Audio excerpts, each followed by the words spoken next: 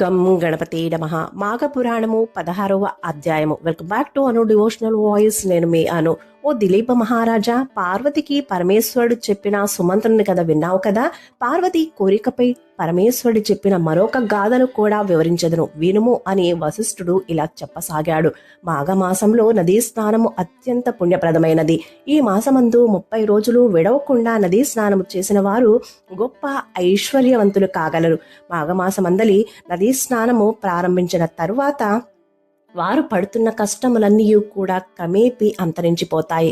మాఘశుద్ధ చవితి నాడు భక్తి శ్రద్ధలతో మాఘమాస నదీ స్నానము చేసిన వారు వారి వారి నిర్మల హృదయత్వాన్ని అనుసరించి శ్రీహరి కృపకు పాత్రులవగలరు.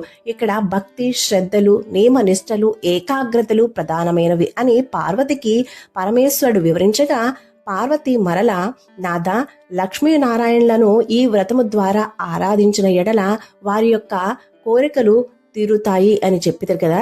మరి ఆ మాఘమాస వ్రత విధానము, లక్ష్మీనారాయణలను ఎట్లు పూజించవలనో కూడా చెప్పి పుణ్యం కట్టుకోండి అంది.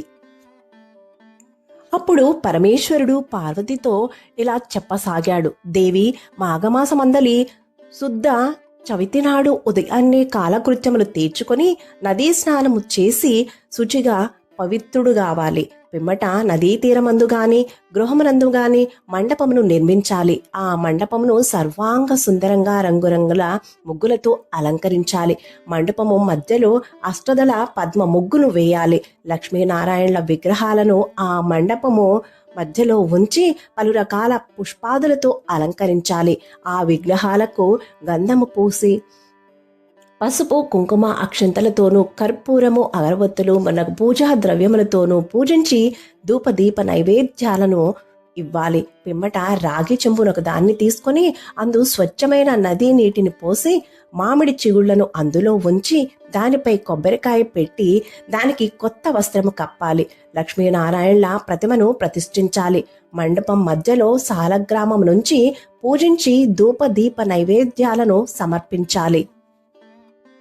తరువాత రాగి పాత్రలోని నీటితో అర్ఘ్యప్రదానము చేయాలి. పిమ్మట శ్రీమన్నారాయణ్ణి మదిలో ధ్యానించి సూర్యునికి నమస్కరించాలి. ఈ మాఘమాస వ్రతము ఆచరించిన వారు వారి తల్లిదండ్రులను, బంధుమిత్రాదులను, శ్రేయోభిలాషులను, గురువులను, పెద్దలను ఆహ్వానించి వారి సమక్షమందు నిర్వహించినచో అధిక సత్ఫలితములను పొందగలరు. వారి శుభాశీస్సులతో మరింత ఉన్నత స్థితిని పొందగలరు. ఓ సద్బ్రాహ్మణునికి బియ్యము, బెల్లము, పప్పు, ఉప్పులు, కాయగూరలు, పండ్లు ఉంచి స్వయం పాకాన్ని దానంగా ఇవ్వాలి. నూతన వస్త్రాలను కూడా దానంగా ఇవ్వవలెను. తర్వాత మాఘ పురాణమును స్వయంగా పఠించాలి లేక వినవలెను. పఠించినప్పుడు కానీ వినినప్పుడు కానీ అక్షంతలు చేతిలో ఉంచుకొని పఠించాలి. పురాణ శ్రవణానంతరము ఆ లక్ష్మీనారాయణలను ధ్యానించి కొన్ని అక్షంతలను విగ్రహం పైనను, మరికొన్ని అక్షంతలను తన తలపైన వేసుకోవాలి. కావున ఓ పార్వతి, మాఘశుద్ధ చవితి నాడు మాఘస్నానం చేసి ఆ లక్ష్మీనారాయణలను అత్యంత భక్తి శ్రద్ధలతోనూ నియమ నిష్టలతోనూ పూజించిన ఎడల ఎంతటి మహాఘోర పాతకములైన కూడా నశించిపోతాయి. దీనికి నిదర్శనంగా నీకొక గాథను విన్నవించదను, వినుము అంటూ పరమేశ్వరుడు పార్వతికి ఇట్లా చెప్పసాగాడు. గౌతమ మహర్షి ఒకనాడు తన శిష్యగణంతో సహా తీర్థయాత్రలకు బయలుదేరాడు. అనేక పుణ్యక్షేత్రాలను దర్శించి పూజలు చేస్తూ మార్గ మధ్యలో కనపడిన సన్యాసులతోనూ భక్తి తత్పరులతోనూ భగవద్గోష్ఠులు సల్పుతూ మాఘమాసం వచ్చేసరికి కృష్ణానది తీరాన్ని చేరుకున్నాడు. అక్కడ శిష్య బృందంతో సహా పవిత్ర కృష్ణా నదిలో స్నానం చేశాడు. అది మాఘమాసమొకటచే నదీ తీరమున ఉన్న రావి చెట్టును దర్శించుకుని ప్రదక్షిణలు చేస్తూ మూలతో బ్రహ్మ రూపాయ, మధ్యతో విష్ణు రూపిణే, అగ్రత శివరూపాయ వృక్షరాజాయతే నమః అంటూ శ్లోకించి ఆ చెట్టు క్రిందే కూర్చొని శ్రీ మహావిష్ణువును పూజించాడు. అధిక పుణ్య ఫలితం కోసం రావి చెట్టుకు ప్రదక్షిణలు చేసేటప్పుడు మీరందరూ కూడా పై శ్లోకాన్ని పఠించండి. మాఘమాస విశిష్టతను తన వారందరికీ చెప్పి ఆచరింపచేశాడు. మాఘమాసమొకటచే అక్కడనే బస చేసి నిత్యము కృష్ణానదిలో స్నానం చేస్తూ పవిత్ర అశ్వత్థ వృక్షం కింద శ్రీహరిని పూజించసాగాడు. ఇంతలో మాఘశుద్ధ దశమి రోజు వచ్చింది. అది శ్రీ మహావిష్ణువుకు అత్యంత ప్రియమైన రోజు. ఆ రోజు కూడా గౌతమ మహర్షి రావి చెట్టు మొదట శుభ్రం చేసి అలంకరించి ముగ్గులు పెట్టి పసుపు కుంకుమలతో బొట్లు పెట్టి మామిడాకుల తోరణాలతో చిన్న మండపాన్ని ఏర్పాటు చేసి అందు శ్రీహరి ప్రతిమను ప్రతిష్ఠించి పూజాధికాలు నిర్వర్తించసాగాడు. శిష్య బృందమంతా అత్యంత భక్తి శ్రద్ధలతో గురువుగారికి సేవలు చేస్తూ శ్రీమన్నారాయణ్ణి పూజించసాగారు. ఈ పూజా కార్యక్రమాన్నంతటినీ కూడా ఆ సమయంలో అక్కడకు వచ్చిన ఒక ఆడకుక్క శ్రద్ధగా గమనించసాగింది. భగవంతునికి చేయుచున్న పూజాది కార్యక్రమాలన్నింటినీ రెప్ప వాల్చకుండా చూస్తూ అక్కడే ఎదురుగా కూర్చొని చూడసాగింది.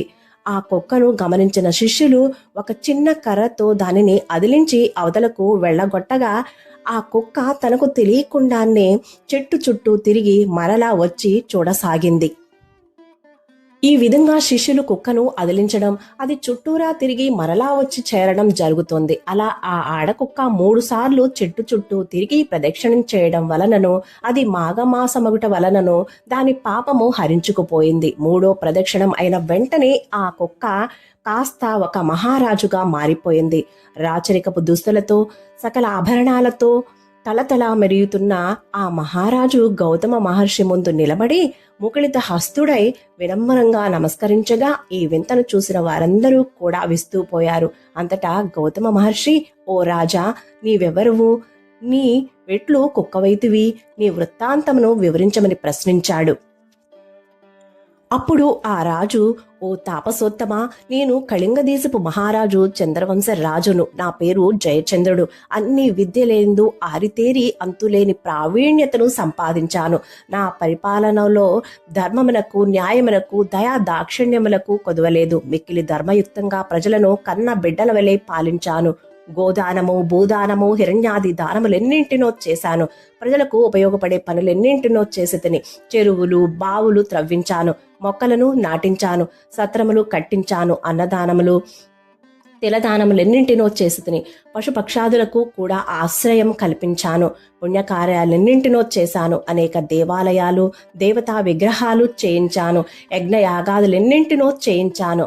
విద్యాలయాలను పెట్టించాను. చేయవలసిన అన్ని పుణ్య కార్యాలు చేశాను. అయినా నాకు కుక్క జన్మ రావటానికి కారణం లేకపోలేదు. చెప్తాను వినండి అని ఇలా చెప్పసాగాడు.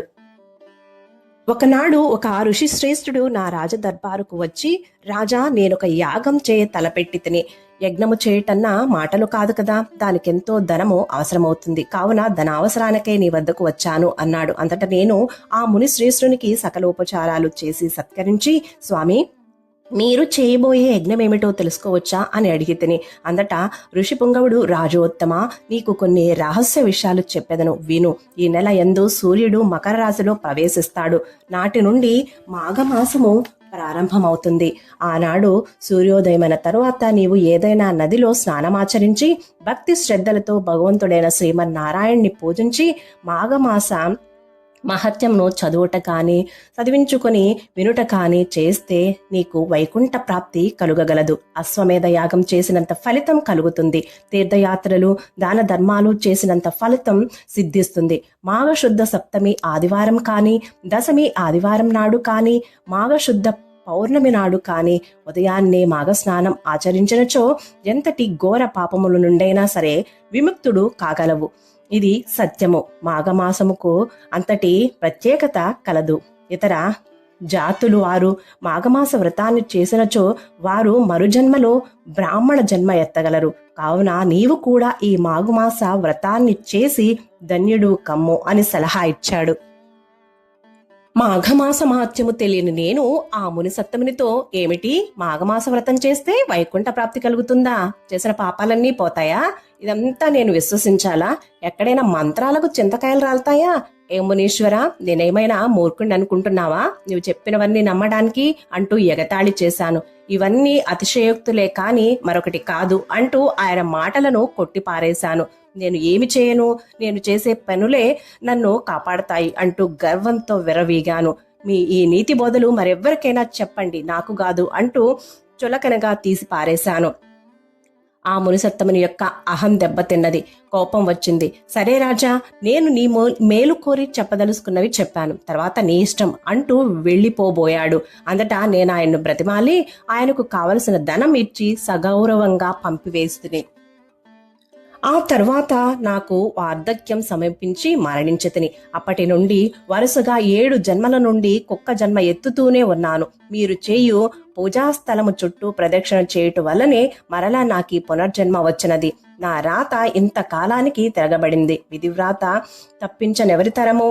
కానీ ఇన్ని జన్మల నుండి లేనిది ఇప్పుడు నాకు హఠాత్తుగా ఈ పూర్వజన్మ ప్రాప్తించుటకు కారణమేమయ్యుండునో తెలియకున్నది. కావున మీకు తెలిసినచో నాకు విన్నవించండి అని గౌతమ మహర్షిని వేడుకున్నాడు.